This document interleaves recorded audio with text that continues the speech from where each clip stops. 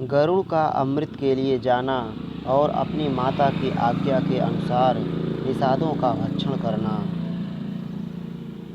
उग्र श्रवाजी कहते हैं, सर्पमुख की यह बात सुनकर गरुड़ अपनी माता से बोले, माँ, मैं अमृत लाने के लिए जा रहा हूँ, किंतु मेरे लिए भोजन सामग्री क्या होगी, यह मैं जानना चाहता हूँ।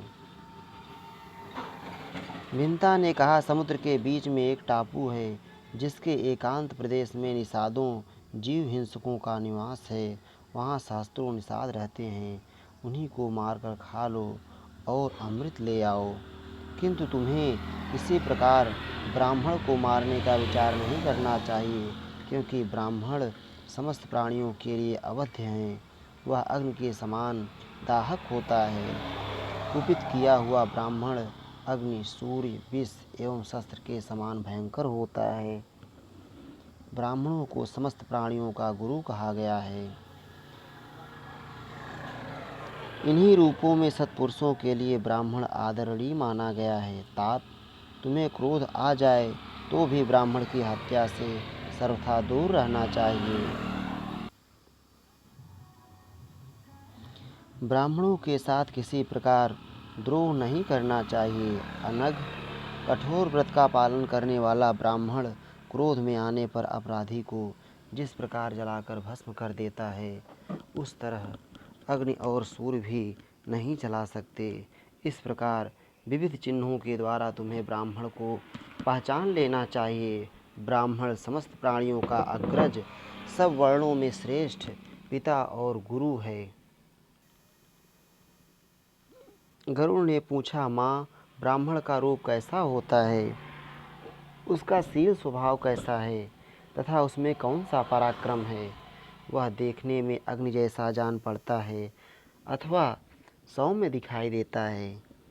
माँ, जिस प्रकार शुभ लक्षणों द्वारा मैं ब्राह्मण को पहचान सकूं, वह सब उपाय मुझे बताओ।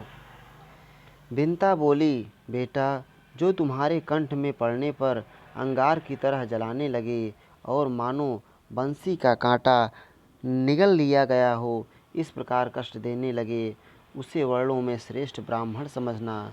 क्रोध में भरे होने पर भी तुम्हें ब्रह्म हत्या नहीं करनी चाहिए। विंता ने पुत्र के प्रति स्नेह होने के कारण पुनः इस प्रकार कहा, बेटा, जो तुम्हारे पेट में पच ना सके, उसे ब्राह्मण जानना। पुत्र के प्रति स्नेह होने के कारण विंता ने पुनः इस प्रकार कहा। वह पुत्र के अनुपम बल को जानती थीं, तो भी नागों द्वारा ठगी जाने के कारण बड़े भारी दुख से आतुर हो गई थी, अतः अपने पुत्र को प्रेम पूर्वक आशीर्वाद देने लगी। विंता ने कहा, बेटा, वायु तुम्हारे दोनों पंखों की रक्षा करें, चंद्रमा और सूर्य पृष्ठभाग का संरक्षण करें, अग्निदेव तुम्हारे सिर की, वसुगण तुम्हारे संपूर्ण शरीर की सब ओर से रक्षा करें। पुत्र, मैं भी तुम्हारे लिए शांति एवं कल्याण साधक कर्म में संलग्न हो यहाँ निरंतर कुशल मनाती रहूँगी। वत्स, तुम्हारा मार्ग विघ्न रहित हो, तुम अभीष्ट कार्य की सिद्धि के लिए यात्रा करो।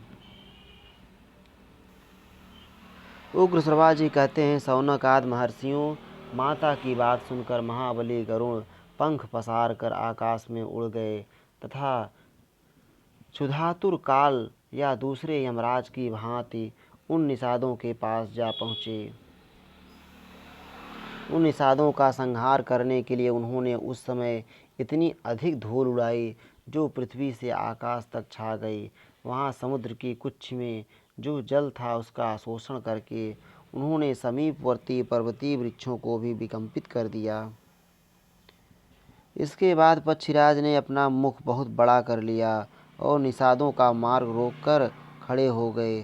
तदनंतर वे निषाद उतावली में पड़कर उसी ओर भागे जिधर सर्पभोजी गरुड़ का मुख था। जैसे आधी से कंपित वृक्ष वाले वन में पवन और धूल से विमोहित एवं पीड़ित सहस्त्रों पक्षी उन्मुक्त आकाश में उड़ने लगते हैं, उसी प्रकार हवा और धूल की वर्षा से बेसुध हुए हजारों निषाद गरुड़ के खुले हुए अत्यंत विशाल मुख में समा गए।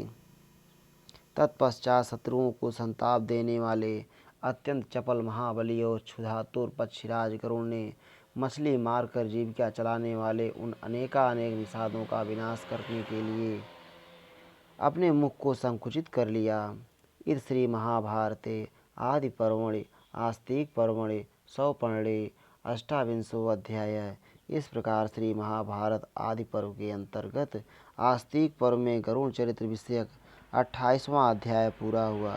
श्री राधा वल्लभ लाल की जय।